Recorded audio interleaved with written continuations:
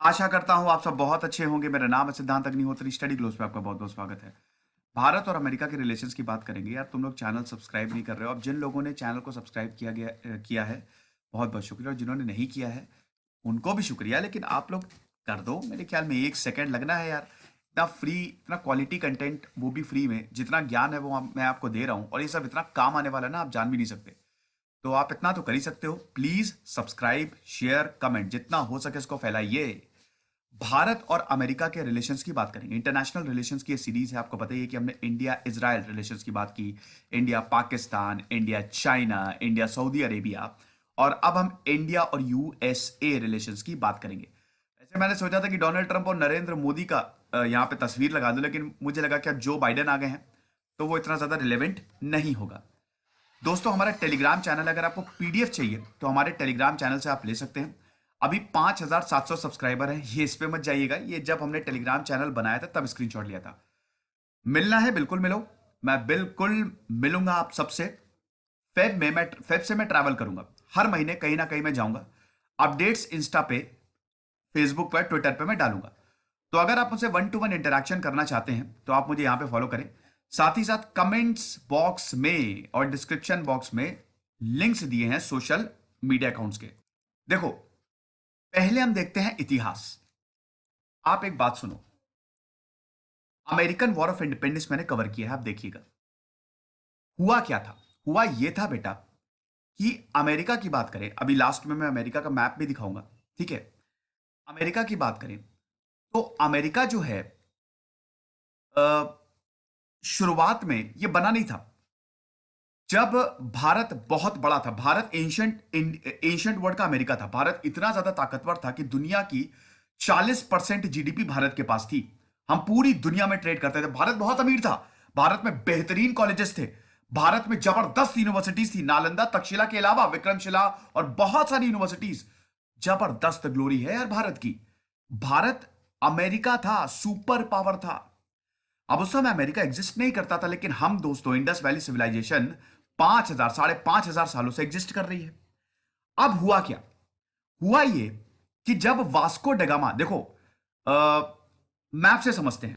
ये देखिए आप दोस्तों, ये है अमेरिका और ये है आपका भारत। अब देखिए हुआ क्या कि जब भारत भारत बहुत अमीर, और ये वाला जो आप एरिया देख रहे हैं ना, ये है यूरोप, और ये आपका मिडिल ईस्ट, ठीक है। अब ये वाला जो एरिया आप देख रहे हो, अरे ये सॉरी, ये वाला जो एरिया आप देख सकते हो, यहां पे जब इस्लाम का उदय हुआ, कैलिफेट्स का उदय हुआ, ऑटोमन एम्पायर आए, तो इस पे कब्जा है, यहां पे हो गया। ट्रेड रूट डिसरप्ट हुआ। अब यूरोप को यह लगा कि भाई कोई समुद्री रास्ता को खोजना है, तो समुद्री रास्ता खोजा। यहां से वास्को डगामा जो है वो भारत में आए। वास्को डगामा पहले कोचीन पहुंचे यहां पे। तो वास्को डगामा ने समुद्री रास्ता खोज लिया। अब दोस्तों एक होड़ सी शुरू हो गई। यूरोपियंस जो हैं वो एक के बाद एक करके भारत आने लगे। इसी में निकले यहां से क्रिस्टोफर कोलंबस। अब क्रिस्टोफर कोलंबस को वैसे इंडिया जाना था, लेकिन वो पहुंच गए अमेरिका, यहां पे।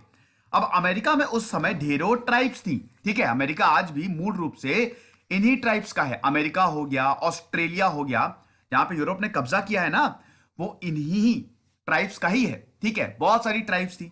अब क्रिस्टोफर कोलंबस यहां पे आ गया। अब उनको लगा यही क्या कहते हैं कि इंडिया है। तभी यहां पे लोगों को रेड इंडियंस भी बोला जाता था। ब्रिटिश जो है वो यहां पे रेड इंडियंस बोलते थे, उनको लगा यही भारत है। अब धीमे पता चला कि यह भारत नहीं है, लेकिन यहां पे भी बहुत सारे रिसोर्सेज हैं। कॉलोनाइजेशन, उपनिवेशवाद शुरू हो गया था। अब दोस्तों, उपनिवेशवाद, साम्राज्यवाद, ये सारी चीजें शुरू हो गई। तो ब्रिटेन ने यहां पे 1632 आते आते 13 कॉलोनीज बना ली अमेरिका में, ठीक है। अब जब 13 कॉलोनीज बनाई 1632 में, सॉरी 1732, ठीक है, 1732 आते आते ये हो गया था। जैसे जैसे वक्त आगे बढ़ा, वैसे वैसे हम देखते हैं ब्रिटेन यहां पे बहुत सारे टैक्सेस लगाने लगा, जमीनें छीनने लगा। अब दोस्तों एक के बाद एक जब टैक्सेस लगे, उसके बाद अमेरिका के ही लोग, ये यूरोपियंस ही थे, ये उठ खड़े हुए। और फिर हम देखते हैं 1776 में अमेरिकन वॉर ऑफ इंडिपेंडेंस हुआ। अब आप थोड़ा सा ध्यान दीजिए। 1776 में अमेरिकन वॉर ऑफ इंडिपेंडेंस, ये 8 सालों तक चला, 1784 तक चला। 8 सालों के 1782 में ट्रीटी ऑफ पेरिस साइन हो ही गई थी। भारत में क्या चल रहा था? भारत में 1776 तक ब्रिटेन ने अपने पांव पसार लिए थे। 1757 में बैटल ऑफ प्लेसी हुई, 1764 में बैटल ऑफ बक्सर हुई। आपको बता दूं कि American war of independence, world history के मेरे 25 लेक्चर्स हैं और इंडियन इंडिपेंडेंस मूवमेंट के मेरी 30 लेक्चर की पूरी सीरीज है, आप देख लीजिएगा, बड़ा फायदा होगा आपको। तो अब भारत में ब्रिटेन ने बंगाल में अपना दबदबा पूरी तरीके से दबा लिया था, कर लिया था। लेकिन ध्यान दीजिएगा, सिर्फ बंगाल में, इस रीजन में। अभी भारत में एक तरफ कौन है? एक तरफ है ब्रिटेन। मैं आपको बहुत बढ़िया इंसाइट दे रहा हूं। नीचे है फ्रांस, ठीक है, और आपको पता ही कि फ्रांस और ब्रिटेन में हमेशा दुश्मनी रहती थी। अब आप इधर आ जाइए, अमेरिका ने जो अपना वॉर ऑफ इंडिपेंडेंस लड़ा, वो फ्रांस की बदौलत लड़ा। फ्रांस ने अमेरिका की हेल्प की, इसीलिए जो सब कुछ हुआ, जो पीस ट्रीटी भी साइन हुई, अमेरिका को रिकॉग्नाइज किया, वो फ्रांस में ही हुआ, पेरिस में ही हुआ।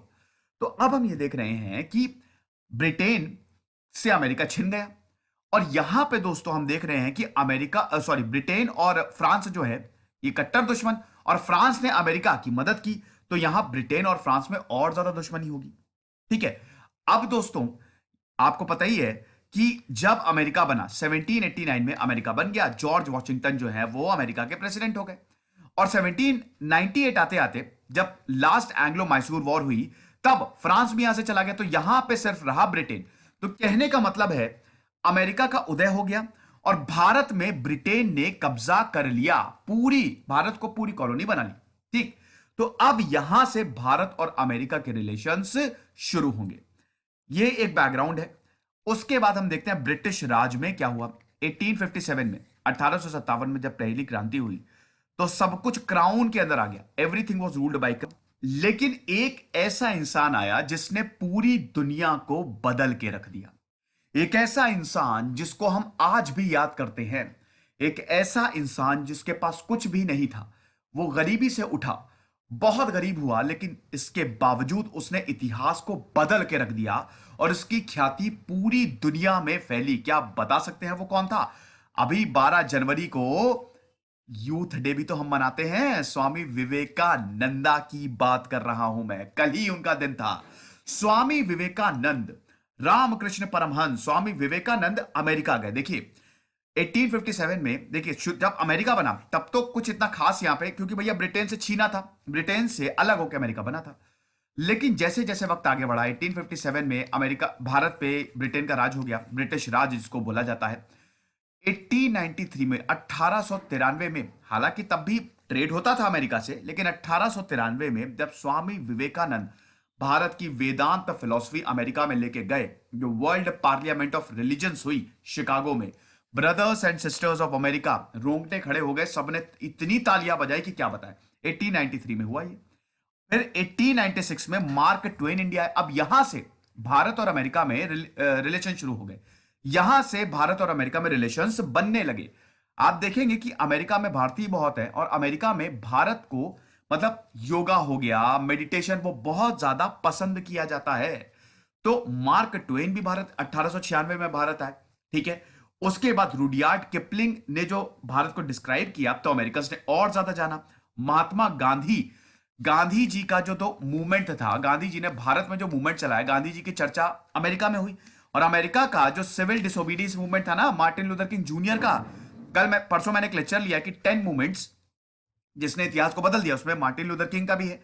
तो यहां पे उनका पूरा मूवमेंट जो 1950s में चला सिविल राइट्स का, वो दोस्तों पूरा गांधीयन प्रिंसिपल पे चला, पूरा।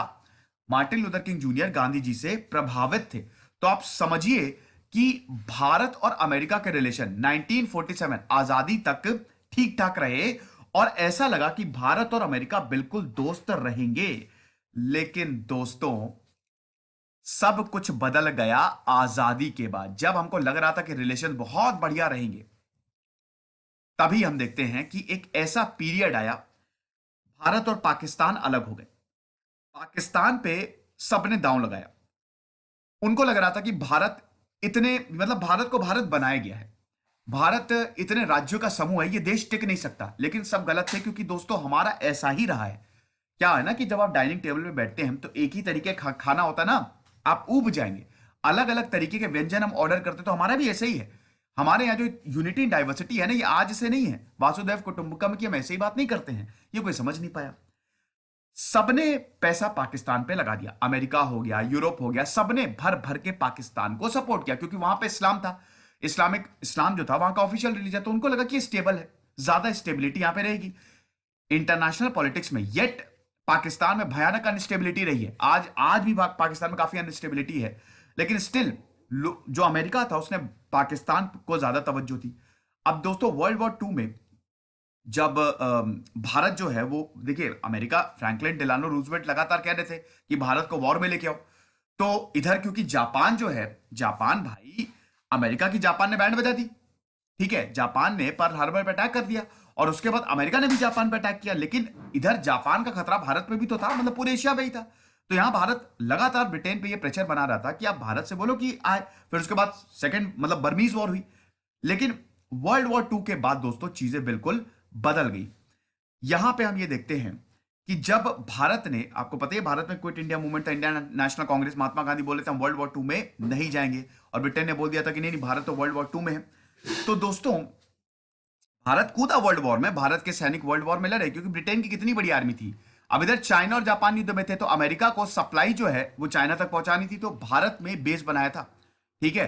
भारत में यहां पे जो कमांड थी, टेक्निकल कमांड जो है, वो जो हमारा ईस्टर्न कमांड आज कहलाया जाता है, जिसको अर्जन सिंह कमांड रीनेम किया गया है, वो उस समय अमेरिका यूज कर रहे थे, ठीक है। तो भारत का एक तरीके से यूज किया, लेकिन 1947 के बाद दोस्तों सब कुछ बदल गया। देखो कोल्ड वॉर शुरू हो गया, अब ये कोल्ड वॉर का एरा है, यहां पे है नहीं, चलो ठीक है। 1948 47 मतलब 48 में सोवियत ने न्यूक्लियर बॉम्ब जो है वो टेस्ट कर लिया।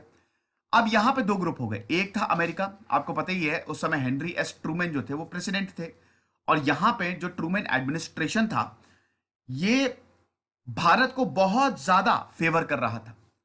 एक तो दोस्तों न्यूक्लियर टेस्ट पहले अमेरिका ने किया और न्यूक्लियर बॉम्ब दाग भी दिया जापान पे।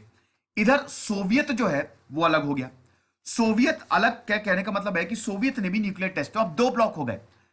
वर्ल्ड वॉर टू के बाद डायनेमिक्स पूरे बदल गए, एक हो गया अमेरिका और दूसरा हो गया सोवियत।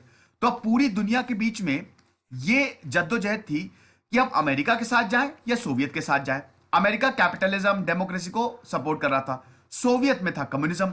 तो दोस्तों जितने भी वॉर लड़े जाएंगे अब वो इनडायरेक्टली अमेरिका और सोवियत के बीच में ही होंगे। एक तरफ है कैपिटलिज्म और डेमोक्रेसी, दूसरी तरफ है सोवियत मतलब कम्युनिज्म और आपका थोड़ा सा क्लोज मार्केट। तो अब यहां पे यही भारत के पास सवाल था कि वो किसकी तरफ जाए, क्या वो अमेरिका की तरफ जाए, क्या वो सोवियत की तरफ जाए। अच्छा, अब अमेरिका वैसे ही बहुत ज्यादा फेवरेबल था, अमेरिका ने भारत को परमानेंट, यूनाइटेड नेशन बन गया था, तो अमेरिका ने भारत को परमानेंट सीट भी ऑफर की थी, ये आपको पता ही है। और यहां पे third party mediation, Henry S Trueman ने बोला था कि आप, नेहरू जी से बोला था कि आप थर्ड पार्टी मीडिएशन क्यों नहीं कर देते, कश्मीर का मुद्दा हम सॉल्व कर देते हैं। नेहरू 1949 में अमेरिका भी गए, भाई वीके कृष्ण मेनन जो कि उस समय नेहरू के बिल्कुल क्लोज थे, डिफेंस मिनिस्टर भी रहे, तो वीके कृष्ण मेनन भी थे वहां पे भी। मतलब उनका ये कहना था कि अमेरिका को मतलब भारत को अमेरिका के साथ जाना चाहिए, ठीक है, और हम अपनी इकोनॉमी और मिलिट्री स्ट्रेंथ को बनाना चाहिए। और यहां पे हेनरी एस ट्रूमैन मतलब अमेरिका ये बोल रहा था भारत से कि आपको जो चाहिए हम देंगे, बिल्कुल भी नहीं। यहां पे दोस्तों अमेरिका के जो सेक्रेटरी थे डीन एचसन, उन्होंने नेहरू की पोटेंशियल को पहचाना। उनको ये पता था कि दुनिया में मतलब एक ऐसा लीडर है ये जो दुनिया को बदलने की वो लगता है, मतलब ये दुनिया को बदल सकता है। यहां पे one of the most difficult man whom I have ever had to deal, ये उनके स्टेटमेंट है, यानी कि नेहरू जी के साथ डीलिंग करना इतना आसान नहीं है। लेकिन अमेरिका की जो विजिट थी, मतलब अब नेहरू जो गए वो काफी ज्यादा अच्छी रही, डीपर अंडरस्टैंडिंग हुई, लेकिन अमेरिका ने कम्युनिस्ट मतलब भारत ने कम्युनिस्ट पार्टी ऑफ चाइना को मानने से भी इनकार कर दिया। साथ ही साथ जो कोरिया में वॉर चल रहा था 1950 में, वो भी जो भारत है उसको कंडेम कर रहा था। आपको बता दूं दोस्तों कि 1947 से लेकर 59 तक अमेरिका ने भारत को भर भर के एड दी है, लगभग 1 करोड़ 70 लाख डॉलर की एड दी है। आपको पता है 9 करोड़ 31 लाख फूड में दिए हैं। तो अमेरिका ने भारत की बहुत ज्यादा शुरुआत में मदद की, सोवियत यूनियन ने भी मदद की, लेकिन सोवियत यूनियन ने इसका आधा दिया। अमेरिका ने बहुत सारे लोन दिए, सॉफ्ट लोन्स दिए, टेक्निकल नॉलेज ट्रांसफर की, economic planning, skills, steel mills, machine building, hydro electric power, nuclear energy and space research, ये सब अमेरिका ने भारत को दिए, हेल्प की भारत की। और यहां पे अमेरिका ने 1961 में यह भी बोला कि हम लगभग 10 करोड़ डॉलर का डेवलपमेंट लोन्स देंगे और ऊपर से 13 करोड़ की हम free food delivery, free food aid देंगे भारत को। 1959 में ड्वाइट डी आइजनहावर जो थे, वो पहले अमेरिकी राष्ट्रपति बने जो भारत में आए थे और बहुत ही ज्यादा सपोर्टिव थे। डिस्पाइट कि भारत ना अमेरिका के साथ गया ना सोवियत के साथ गया, भारत को पता था कि दोनों के साथ, देखो भारत उस समय, उस दुनिया को यह पता था कि भारत का रोल बहुत अहम होने वाला है, लेकिन भारत उस स्थिति में था ही नहीं कि वो अमेरिका के साथ चला जाए, सोवियत के साथ चला जाए, क्योंकि उसको अमेरिका की भी जरूरत है और सोवियत की भी जरूरत थी। तो भाई बेस्ट क्या है? Non align movement. हम ना आपके साथ हैं, हम ना इसके, हम तो भैया पीसफुल रास्ते पे, शांति प्रिय रास्ते पे आगे बढ़ने वाले हैं। और इसी दौरान 1962 में भारत और चाइना का वॉर हो गया। अब दोस्तों जॉन एफ कैनेडी जो थे, देखिए भारत और चाइना का वॉर जो था उसमें भारत हारा, ये हमको पता है, और बहुत किरकिरी हुई। देखिए उस समय, देखिए हमारी आर्मी की कोई भी गलती नहीं थी, थोड़ा दिक्कत डिसीजन मेकिंग, और हमने इतना ज्यादा भरोसा कर लिया था चाइना के ऊपर। यहां पे अमेरिका को पता था कि चाइना को हमको रोकना है। देखिए अमेरिका चाइना के तो शुरू में बहुत ज्यादा खिलाफ था ना, कम्युनिज्म फैल रहा था। चाइना को रोकना है तो उसमें भारत को सपोर्ट करना बहुत ज्यादा जरूरी है। तो जॉन एफ कैनेडी ने तो भारत को स्ट्रैटेजिक पार्टनर घोषित कर दिया था ना, है कि नहीं? ये चीज, और ओपनली सपोर्ट किया था कैनेडी एडमिनिस्ट्रेशन ने भारत को। 1962 जो चाइना और भारत का वॉर हुआ था, ओपनली सपोर्ट किया था। अमेरिकन एयरफोर्स ने आर्म्स, एम्युनिशन, क्लोथिंग की सप्लाई भी दी थी इंडियन ट्रूप्स को, ठीक है? तो ये, लेकिन वो दोस्तों हो नहीं पाई थी क्योंकि जब तक वो पहुंचने तब तक काफी देर हो गई थी। मई 1963 में नेशनल सिक्योरिटी काउंसिल में एक मीटिंग हुई और यहां पे अमेरिका ने ये डिस्कस किया कि कॉन्टिजेंसी प्लानिंग हमको करनी पड़ेगी, क्योंकि चाइना एक और अटैक कर सकता है, तो इसमें आपको प्लानिंग करनी पड़ेगी। यानी कि एक तरीके से अमेरिका ने भारत की आर्मी को रीऑर्गेनाइज करने में भी मदद की। यहां तक कि जो कैनेडी एम्बेसडर थे, हालांकि देखिए बहुत ज्यादा मदद नहीं की, वो तो सब भारत ने खुद किया, लेकिन जो कैनेडी के एम्बेसडर थे इंडिया के लिए, जॉन केनेथ गैलब्रेथ, उन्होंने ये बोला था कि हम इंडिया को प्रोटेक्ट करेंगे और हमको करना ही होगा। गैलब्रेथ ने भारत में पहला कंप्यूटर साइंस डिपार्टमेंट जो है ना वो स्टैब्लिश किया आईआईटी कानपुर में। बहुत लोगों को पता नहीं है, ठीक है? और बहुत कुछ दिया, लेकिन 1963 में कैनेडी को मार दिया गया, बस खत्म। 1963 से 1947 से 63 तक जबरदस्त। उसके बाद सीधा यू गए रिलेशंस। लिंडन बी जॉनसन है, लिंडन बी जॉनसन चाहते थे कि भारत से, लिंडन बी जॉनसन ने तो बहुत बुरी तरीके से अमेरिका को बर्बादी कर दिया था, एक तरीके से वियतनाम में घुसेड़ दिया। अमेरिका की फौजें वियतनाम में लड़ रही थी और वियतनाम में अमेरिका को कुछ नहीं मिला।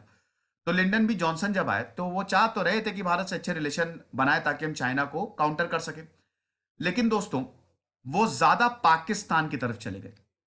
वो चाह रहे थे कि पाकिस्तान के साथ हम अच्छे रिलेशन बनाए ताकि चाइना को काउंटर कर सके। अब चाइना और पाकिस्तान आज तो भाई भाई हैं, आपको पता ही है। और जब रिचर्ड निक्सन आए, रिचर्ड निक्सन ने तो इंदिरा गांधी को चुड़ैल बोल दिया था, विच, आपको पता है। रिचर्ड निक्सन तो अमेरिका से, भारत से भर भर के नफरत करते थे। 1970s में अमेरिका और भारत के रिलेशन सबसे लोएस्ट पॉइंट पे थे, जब अमेरिका की तरफ से भारत को कुछ नहीं मिल रहा था। यहां तक पाकिस्तान 1971 में हमने जो बांग्लादेश बनाया है ना, बहुत, ये पहली बार हुआ है दोस्तों, इतिहास में ये पहला है जब एक देश ने दूसरी आर्मी को सरेंडर करवाया और एक नया देश बना दिया। ये इतिहास में ऐसा कभी हुआ नहीं है। तो यहां पे जब भारत बांग्लादेश को लिबरेट कराने में लगा हुआ था, 3 दिसंबर 1971 में वॉर शुरू हुआ, तो अमेरिका ने तो अपने जंगी जहाज भेज दिए थे ना। अमेरिका ने तो वो बोल ही दिया था कि हम हर हाल में पाकिस्तान को प्रोटेक्ट करेंगे। इधर सोवियत के जहाज भी निकले तो अमेरिका थोड़ा सा ठंडा पड़ा।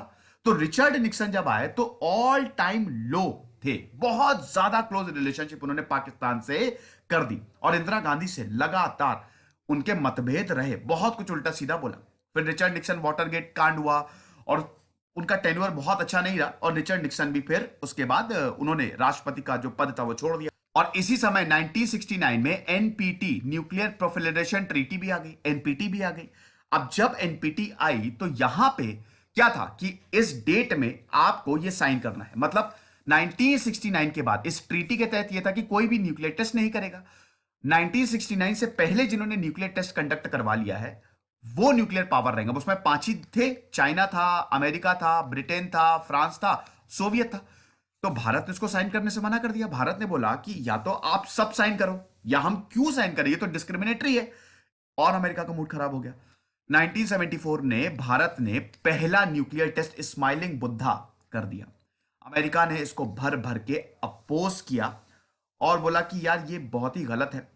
और फिर हम ये देखते हैं कि 1975 में, मतलब 77 में, मोरारजी देसाई, जनता पार्टी आ गई। जनता पार्टी, इसमें मोरारजी देसाई जो है वो प्राइम मिनिस्टर बने। जिमी कार्टर जो है वो अमेरिका के प्रेसिडेंट बने। तब भी कुछ खास नहीं हुआ, फिर से इंदिरा गांधी आई। लेकिन 1980 के बाद से दोस्तों रिलेशन थोड़े इंप्रूव होने शुरू हुए। देखिए, अमेरिका ने जो सोवियत इन्वेजन था, ठीक है, वो सपोर्ट नहीं किया था। अमेरिका का भी जो रोल था, भाई देखो, सोवियत इन्वेजन की ही वजह से भारत में काफी हद तक आतंकवाद भी पनपा, पूरी दुनिया में आतंकवाद पनपा। मतलब अमेरिका ने जिस तरीके से, भाई आतंकवाद एक तरीके से अमेरिका की तो देन है। सोवियत ने अफगानिस्तान को इन्वेड किया तो इधर अमेरिका ने मुजाहिदीन को सपोर्ट किया ना। तो यहां पे दिक्कतें बहुत ज्यादा हुई। अच्छा, सोवियत ने जो इन्वेड किया, मतलब सोवियत अफगान वॉर पे मेरा पूरा सेपरेट लेक्चर है, आप देख लीजिएगा। तो दोस्तों हुआ क्या कि रोनाल्ड रीगन उस समय प्रेसिडेंट बने। 1980 से लेकर 89 तक रोनाल्ड रीगन जो थे वो प्रेसिडेंट थे। इनका टेन्योर बहुत बढ़िया रहा। इसी दौरान भारत जो है वो अमेरिका के थोड़ा क्लोज आया। भारत ने अमेरिका से defence technology, F-5 aircraft, super computers, night vision radars. देखो, भारत जो है, मतलब अमेरिका इतना अमीर क्यों है? क्योंकि उसने हथियार बेच बेच के खूब पैसा कमाया है। तो अब भाई पैसे के आड़े कोई आ नहीं सकता। तो भारत को उसने ये टेक्नोलॉजीज बेची, साथ ही साथ भारत को सिलेक्टेड टेक्नोलॉजी भी भेजी, ठीक है, कि आप कुछ टेक्नोलॉजी हम आपको देंगे। तो वो ठीक रहा। लेकिन दोस्तों 1999 आते आते, जब देखिए 2000 के बाद हमारे रिलेशन बहुत ज्यादा इंप्रूव हुए हैं। अभी इंप्रूव हो रहे थे, 1980 के बाद भी इंप्रूव हुए, 1980 से लेकर 1997 तक इंप्रूव हुए। बहुत ज्यादा इंप्रूवमेंट जो है वो नहीं थी। अब दोस्तों हम देखते हैं, सीधा जंप करते हैं 1998 और 2004 के बीच क्या हुआ। यहां पे एनडीए की सरकार आ गई थी। पहली बार एनडीए, नेशनल डेमोक्रेटिक अलायंस, मतलब बीजेपी की सरकार आई। अटल बिहारी वाजपेयी जो है वो प्रधानमंत्री बने और उन्होंने सेकेंड न्यूक्लियर टेस्ट पोखरण में कंडक्ट करवाया। मूवी आई थी ना अभी जॉन इब्राहिम की, पोखरण, देखिएगा, बहुत बेहतरीन मूवी है। यहां पे अमेरिका के प्रेसिडेंट थे बिल क्लिंटन। बिल क्लिंटन का मूड खराब हो गया। बिल क्लिंटन ने बोला कि ऐसा बिल्कुल भी नहीं होने देंगे हम, तुम्हारी हिम्मत, बहुत खरी खोटी सुनाई। भाई अमेरिका की सैटेलाइट, उस समय अमेरिका ने पूरी सैटेलाइट बना रखी थी, आपको बताता हूं। चलिए, अच्छा, इसको अभी इसमें पॉइंट ऐड करना चाहूंगा, अभी मैं थोड़ी देर बाद उस पर आता हूं। हुआ क्या कि अमेरिका का सैटेलाइट सिस्टम जीपीएस सबसे ओल्डेस्ट और सबसे ताकतवर है। हम जीपीएस ही यूज करते हैं। अभी हमने नाविक डेवलप किया है। तो यहां पे जैसे ही अटल बिहारी वाजपेयी ने, देखिए, हमने 1974 में भले ही न्यूक्लियर टेस्ट कंडक्ट किया था, लेकिन उसके बाद कोई डेवलपमेंट नहीं हुई। और इधर चाइना और पाकिस्तान लगातार ताकतवर होते जा रहे थे। तो भारत को यह पता था अगर दोनों से निपटना है तो हमको सेकेंड न्यूक्लियर टेस्ट करना ही पड़ेगा। तो यहां पे 1998 में second nuclear test, Pokhran test, बहुत ही, आपको पता है, ट्रकों में सामान गया था न्यूक्लियर, ताकि अमेरिका की सैटेलाइट पकड़ ना ले। अमेरिका की सैटेलाइट इसको नहीं पकड़ पाई और 1998 में न्यूक्लियर टेस्ट हुआ। अब बिल क्लिंटन ने बोला कि देखो, अब तुम गए काम से, तुम पे ये लगा देंगे, वो लगा देंगे, ये कर देंगे, वो कर देंगे, तुमको बाहर कर देंगे। अटल बिहारी वाजपेयी ने बोला ओके, जो बोलना है बोलते रहो, हमको कोई प्रॉब्लम नहीं है, कर दो बाहर। तो यहां पे बिल क्लिंटन का इतना सा मुंह रह गया। तो बिल क्लिंटन ने फिर उसके बाद बोला कि अच्छा कोई बात नहीं, इधर आओ मेरे पास आओ। हालांकि इकोनॉमिक सैंक्शंस लगाए। आपको बता दूं कि इंडिया पे इकोनॉमिक सैंक्शंस लगा दिए। भारत अमेरिका से मिलिट्री इक्विपमेंट्स खरीदता था, इकोनॉमिक एड मिलती थी, वो सब बंद कर दी। सारे लोन्स, अमेरिकन बैंक्स जो इंडियन कंपनीज को लोन्स देता था, जो फूड परचेज को छोड़ के सब कुछ खत्म कर दिया। एयरोस्पेस टेक्नोलॉजी हो गया, यूरेनियम एक्सपोर्ट्स हो गया, वो सब कुछ बंद कर दिया, ठीक है। डायरेक्ट सैंक्शंस लगा दिए, लेकिन सैंक्शंस बहुत ही जल्द हटा दिए गए थे। अब जो पॉइंट था, 1999 में तुरंत कारगिल वॉर हुआ। कारगिल वॉर, उस समय भारत और पाकिस्तान के भी रिश्ते सुधर रहे थे जब अटल बिहारी वाजपेयी आए। अमेरिका ने भारत को अपना जीपीएस सिस्टम देने से मना कर दिया था। अगर अमेरिका का जीपीएस सिस्टम हमारे पास होता तो हम आसानी से कारगिल वॉर को जीत जाते। हम अभी भी कारगिल वॉर को जीते, लेकिन दोस्तों मेहनत ज्यादा करनी पड़ी, कैजुअलिटीज ज्यादा हुई, वरना हम बहुत आसानी से जीत जाते। तो अमेरिका ने मना कर दिया था। तो बिल क्लिंटन जो थे प्रेसिडेंट थे, बिल क्लिंटन ने फिर उसके बाद अमेरिका के, मतलब जब भारत के ऊपर कंधे पे हाथ रखा, उन्होंने बोला कि अच्छा इधर आओ, मैं तुमको कुछ बात बताना चाहता हूं, क्योंकि भारत ने बोला था हम तो कुछ नहीं मानेंगे तुम्हारी बात। तो यहां पे अमेरिका ने ये बोला कि ठीक है तुमने न्यूक्लियर टेस्ट कर लिया है, लेकिन बेटा एक चीज समझो, मैं चाहता हूं कि तुम्हारी एक न्यूक्लियर डॉक्ट्रिन हो, ठीक है, तुम रिस्पॉन्सिबल न्यूक्लियर स्टेट बनो। भारत ने बोला बिल्कुल हम ये करेंगे। तो इसीलिए भारत की फर्स्ट यूज न्यूक्लियर पॉलिसी, तो इसीलिए भारत की नो फर्स्ट यूज पॉलिसी है ना, कि हम पहले तो किसी पे हमला नहीं करने वाले, ये हम आपसे वादा करते हैं, ये पॉलिसी है भारत की। तो यहां पे जो एनडीए गवर्नमेंट थी, ये एक तरीके से अमेरिका को मनाने में कामयाब हो गई। अब दोस्तों सब कुछ बढ़िया रहा, 2000 के बाद से हमारी बल्ले बल्ले अमेरिका भारत के बहुत करीब आ गया। बिल क्लिंटन जो है वो भारत में 2000 में भारत आए, और बिल क्लिंटन ने उस समय डांस भी किया था। अमेरिका ने यूएस साइंस टेक्निकल फोरम को स्टैब्लिश, इसी दौरान 9/11 अटैक्स हुआ। देखिए 2001 में 9/11 सितंबर 9 को ही मतलब 11 सितंबर को अटैक हुए। ओसामा बिन लादेन ने ट्विन टावर को पूरा ढहा दिया, उसमें मैंने पूरा सेपरेट लेक्चर अब देखिएगा। अब दोस्तों ये जब हुआ, भारत अमेरिका से चीख चीख के ये बोल रहा था कि भैया हम आतंकवाद से पीड़ित हैं, पूरी दुनिया में आतंकवाद फैल रहा है, लेकिन अमेरिका को लग रहा था कि हम तो इससे प्रभावित है नहीं और हम इसको मानेंगे भी नहीं, क्योंकि अमेरिका और पाकिस्तान दोस्त तो थे ही, अभी भी अमेरिका पाकिस्तान को फेवर तो कर ही रहा था। लेकिन जब 9/11 अटैक्स हुए तो अमेरिका को यह पता चला कि हम भी आतंकवाद से सुरक्षित नहीं है, तो भारत का रोल बड़ा क्रूशियल हो गया। कम से कम अमेरिका ने आतंकवाद को रियलाइज किया कि हाँ यार ये बहुत बड़ी प्रॉब्लम है, तो अब भारत के और करीब आ गया। और 2001 में दोस्तों जॉर्ज डब्ल्यू बुश प्रेसिडेंट हो गए थे, और जॉर्ज डब्ल्यू बुश ने उस समय भारत के साथ बहुत ही क्लोजली कोलैबोरेट किया, और उनको पता चला कि इंडियन ओशन पे कंट्रोल भारत का ही होना चाहिए। अब उसके बाद 2004 में बीजेपी सरकार ने यहां पे जो थी, उन्होंने एक तरीके से बेस बना दिया था। अब इसके बाद कांग्रेस सरकार पे था, कांग्रेस सरकार अब कैसे करेगी। 2004 से 2014 तक भारत और अमेरिका के रिलेशन शानदार रहे, ठीक है। जॉर्ज डब्ल्यू बुश ने यह बोला कि India is a great example of democracy, Bharat से बेहतरीन डेमोक्रेसी नहीं है, डाइवर्स रिलीजियस हीट्स है, स्टिल एवरीवन इज कंफर्टेबल। हर कोई, हम ये देख रहे हैं कि भारत की तारीफ, हम हर अमेरिकन भारत की तारीफ कर रहा था उस समय, ठीक है। 2004 में जो सुनामी आई थी भारत में, अमेरिका और इंडियन की नेवीज ने साथ में सर्च और रेस्क्यू ऑपरेशंस कंडक्ट किए थे। 2004 में वॉशिंगटन और दिल्ली ने स्ट्रैटेजिक पार्टनरशिप की। हमने पहली बार सिर्फ एक न्यूक्लियर डील, ऐतिहासिक न्यूक्लियर डील साइन की दोस्तों। हमने ओपन स्काइज एग्रीमेंट किया 2005 में, जिसमें ट्रेड, टूरिज्म और बिजनेस और बढ़िया होगा। भारत ने 68 यूएस बोइंग एयरक्राफ्ट $8 बिलियन पे खरीदे। भारत और अमेरिका ने साइंस एंड टेक्नोलॉजी कोऑपरेशन में 2005 में एग्रीमेंट साइन किया। जब हरिकेन आया था अमेरिका में, भारत ने $5 मिलियन अमेरिकन की रेड क्रॉस को दिए। 2006 में प्रेसिडेंट बुश भारत आए, और यहां पे जो बायलेटरल ट्रेड था 2004 से 2008 तक 3 गुना ज्यादा हो चुका था, और हमने ऐतिहासिक न्यूक्लियर डील भी साइन की थी। उसके बाद फिर 2008 में बराक ओबामा आए। बराक ओबामा की बात करें, बराक ओबामा भी भारत है, बराक ओबामा भारत है, तो उन्होंने तो भैया भारत को 2010 में सेकंड अमेरिकन प्रेसिडेंट बने रिचर्ड निक्सन के पास, जिन्होंने जो ऑफिस में थे और भारत में विजिट किया इन्होंने, ठीक है। तो यहां पे ज्वाइंट सेशन उन्होंने लिया था पार्लियामेंट ऑफ इंडिया का, ये भी सेकंड, ड्वाइट डी आइजनहावर के बाद ये सेकंड प्रेसिडेंट थे।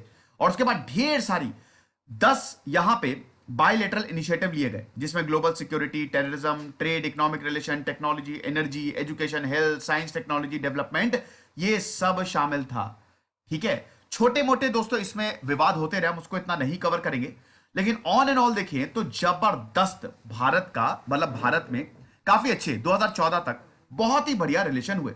अब दोस्तों 2014 में बीजेपी सरकार आई, नरेंद्र मोदी प्रधानमंत्री बने, नरेंद्र मोदी प्रधानमंत्री बने, ट्विस्ट आ गया। अमेरिका ने जो 2002 में गुजरात में दंगे हुए थे, तो अमेरिका मोदी जी को उन्होंने मना कर दिया था कि हम आपको वीजा नहीं देंगे, अमेरिका में आप आपने आ नहीं सकते। लेकिन अब तो ये प्रधानमंत्री बन गए थे, तो अमेरिका को ना चाहते हुए भी इस वीजा को इशू करना पड़ा कि अब आप आ सकते हैं। और उसके बाद तो नरेंद्र मोदी जी जो है वो कई बार गए भी हैं। जैसे ही 2014 में मोदी जी चुन के आए, तुरंत वो अमेरिका गए, ठीक है। और अमेरिका गए, उनको वीजा इशू किया गया। हालांकि बहुत सारे यूएस ऑफिशियल्स ने इसका विरोध किया था, लेकिन यह जरूरी भी था क्योंकि भारत और पाकिस्तान के रिलेशन बहुत ही बढ़िया थे। अब दोस्तों 27 से 30 सितंबर के बीच में जो मोदी जी हैं, उन्होंने यूनाइटेड नेशंस की जनरल असेंबली में अपना पहला भाषण दिया। फिर मेडिसन स्क्वायर गार्डन में, वो आपको याद ही होगा कि वहां पे मोदी जी ने भाषण दिया।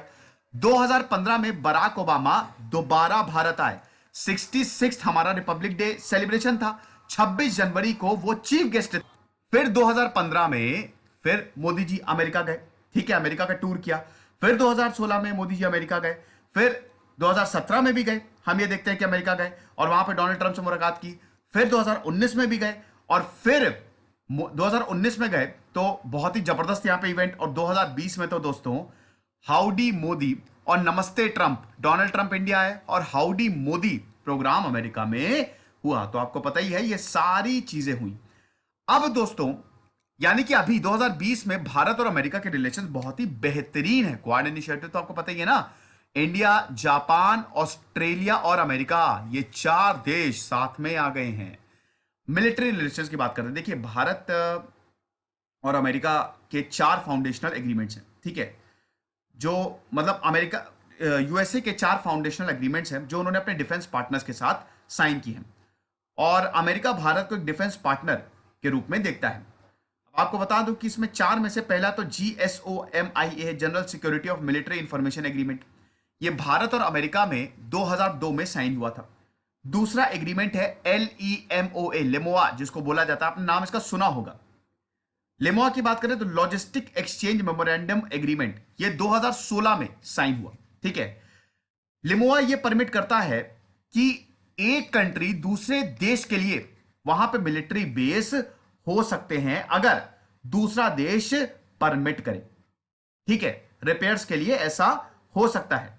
यहां पे हां, इसमें एक चीज समझिएगा कि लिमोआ में सिर्फ यही है कि इट इज रीसप्लाइंग और कैरिंग आउट रिपेयर्स, रिपेयर्स के लिए है या फिर रीसप्लाइंग के लिए है। ऐसा नहीं है कि कोई जैसे भारत अगर चाहे तो अमेरिका में बेस बना ले, पूरा मिलिट्री सब लेके पहुंच जाए, या अमेरिका भारत में, तो दिक्कत हो जाएगी। तीसरा सिक्योरिटी एग्रीमेंट है कॉम कासा, ये आपने सुना होगा। कॉम कासा को 2018 में साइन किया गया था। Communication compatibility and security agreement 2+2 dialogue जो सितंबर 2018 में ओपन किया गया था, इसको तब साइन किया गया था। ठीक है, यहां पे दोनों देश भारत और अमेरिका कम्युनिकेशन और इंफॉर्मेशन को एक्सचेंज करेंगे। और चौथा BECA जो कि 2020 में ही साइन हुआ, basic exchange and cooperation agreement. तो ये 4 इंपॉर्टेंट एग्रीमेंट है। साथ ही साथ भारत जो है अमेरिका से बहुत कुछ खरीदता भी है। ठीक है, ये 2000 से ही 2000 के 1990 से ही लगातार खरीद रहा है। भारत जो है अमेरिका का स्ट्रैटेजिक पार्टनर भी है, आज से नहीं बहुत टाइम से। सिविल न्यूक्लियर हो गया, सिविल स्पेस हो गया, हाई टेक्नोलॉजी कॉमर्स हो गया, और डिजास्टर रिलीफ टेक्नोलॉजी, हर चीज में भारत और अमेरिका एक दूसरे का साथ देते हैं। ठीक है, साथ ही साथ बहुत कुछ मतलब एक तरीके से खरीदता है। न्यूक्लियर कॉपरेशन भी है। न्यूक्लियर कॉपरेशन, हमने न्यूक्लियर डील 2006 में जो हमने न्यूक्लियर डील अमेरिका से साइन की, वो एक बहुत बड़ा अचीवमेंट है। डिस्पाइट हमने NPT साइन नहीं किया, जिसको 123 एग्रीमेंट भी बोला जाता है ना, India United States civil nuclear deal agreement, जो कि 10 अक्टूबर 2008 को साइन किया था। तो ये बहुत बहुत बहुत बड़ी चीज है। तो अगर हम मिलिट्री रिलेशंस की बात करें और न्यूक्लियर कॉपरेशंस, ये कमाल है हमारे। हमने 123 एग्रीमेंट, फिर 2010 में न्यूक्लियर लायबिलिटी एक्ट। इसमें यह है कि न्यूक्लियर सप्लायर्स, कॉन्ट्रैक्टर्स और ऑपरेटर्स जो हैं, अगर कोई भी एक्सीडेंट होता है तो लायबिलिटीज उन्हीं की ही होगी, ताकि किसी भी तरीके के न्यूक्लियर एक्सीडेंट को बचाया जा सके। तो ये सारी चीजें हैं। अब दोस्तों पोखरण टेस्ट, देखिए पोखरण टेस्ट में रिएक्शन तो बड़ा खराब आया था, इकोनॉमिक सैंक्शंस लगाए गए थे, लेकिन सब कुछ बढ़िया रहा, कोई दिक्कत नहीं आई। पोस्ट सितंबर की बात करें तो इसमें भी दोस्तों देखिए, जब 9/11 अटैक्स हुए, ये मैं आपको बता ही चुका हूं, तब भारत आतंकवाद से पीड़ित था। लेकिन जब ये पता चला अमेरिका को कि भैया आतंकवाद तो सबके लिए खतरा है, तो फिर दोनों साथ आ गए। उसके बाद अब हम बात करते हैं दोस्तों इकोनॉमिक रिलेशंस। इकोनॉमिक रिलेशंस हमारे कहां ठहरते हैं? 1991 से लेकर 2004 तक जो FDI इनफ्लो था, भारत मतलब अमेरिका से भारत में जो पैसा आया, वो $11 मिलियन से सीधा $344 मिलियन पे पहुंच गया। टोटल $4.13 बिलियन है। आपको बता दूं कि अमेरिका जो है, अमेरिका के साथ भारत मतलब ज्यादा एक्सपोर्ट करता है, तो अमेरिका का ट्रेड डेफिसिट है। भारत में बहुत सारे आउटगोइंग इन्वेस्टमेंट है मैन्युफैक्चरिंग सेक्टर में, जो कि लगभग 55% है फॉरेन इन्वेस्टमेंट का। तो जबरदस्त है। ट्रेड रिलेशंस जो है ना, आपको बता दूं कि भारत अमेरिका का सेकेंड लार्जेस्ट ट्रेडिंग पार्टनर है, और अमेरिका भारत का नाइन्थ लार्जेस्ट ट्रेडिंग पार्टनर है। ठीक है, तो इतनी बड़ी चीज है। 2017 में अमेरिका ने 25 बिलियन डॉलर के गुड्स एक्सपोर्ट किए थे, और हमने पता है कितने किए थे अमेरिका को? 48 बिलियन डॉलर। यानी कि अमेरिका से 25 बिलियन डॉलर के गुड्स आ रहे हैं और हमने 48 बिलियन डॉलर, यानी कि हमारा अमेरिका से ट्रेड सरप्लस है। अमेरिका डेफिसिट में है। हमने ज्यादा बेचा है अमेरिका को information technology, textile, machinery, diamonds, chemical, iron, steel, coffee, tea, aircraft, fertiliser, computer hardware, ये सब है। ठीक है, जो 10 मेजर कमोडिटीज है जो which is exported from India to the US, इसमें जेम्स आ जाता है, pharmaceutical, oil, machinery, textile, organic, net vehicles, iron steel, ये सब। और अमेरिकन ने भारत को कितना दिया है? ठीक है, इसमें इसमें भी James, machinery, electronic equipment, oil, ये सब आ गया। लेकिन भारत का दोस्तों ट्रेड सरप्लस है। ये गजब की बात है। तो इसीलिए भारत और अमेरिका के जो रिलेशन है, भारत और अमेरिका की जो स्ट्रैटेजिक पार्टनरशिप है, ये शानदार है। 1960s में ही ये बोली दिया था ना कि चाइना को काउंटर करना है तो हमारा और भारत का पार्टनर होना बहुत ज्यादा जरूरी है चाइना को काउंटर करने के लिए। टेररिज्म को बैलेंस बना रहे एशिया में, इसके लिए हमको भारत से दोस्ती करनी ही पड़ेगी। तो अभी अगर बात करें तो अमेरिका और भारत सब बहुत बहुत बेहतरीन दोस्त हैं। अभी कुछ मैं अब स्टैटिक फैक्ट्स बता देता हूं। अगर हम अंबेसडर भारत की तरफ से, अमेरिका में अंबेसडर कौन है? तरनजीत सिंह सिंधु। और वहां पे केनेथ जस्टर, मतलब भारत में जो एम्बेसडर है। अभी अगर बात करें दोस्तों, तो भारत जो है वर्ल्ड बैंक, आईएमएफ, एपेक, मतलब जितने भी प्रोमिनेंट ऑर्गेनाइजेशंस हैं उनका सबका मेंबर है। अमेरिका भारत की परमानेंट मेंबरशिप को भी सपोर्ट करता है। 2017 में बायलैटरल रिलेशन जो है ना, वो 9.8% से बढ़ गए हैं। ये बात है। तो इसीलिए भारत और अमेरिका अभी बहुत आगे जाना है। भले ही डोनाल्ड ट्रंप चले गए, जो बाइडेन आ गए, लेकिन ये दोस्ती रुकेगी नहीं। आई होप ये लेक्चर आपको पसंद आएगा। देखिए, इंटरनेशनल रिलेशंस के लेक्चर्स ना लंबे होते हैं, क्योंकि मैं एक एक चीज कवर कर देता हूं, इतिहास कवर कर देता हूं, ट्रेड कवर कर देता हूं, इकोनॉमिक्स, एवरीथिंग। खुश रहिए, पढ़ते रहिए। जैसे सिद्धांत अग्निहोत्री साइनिंग।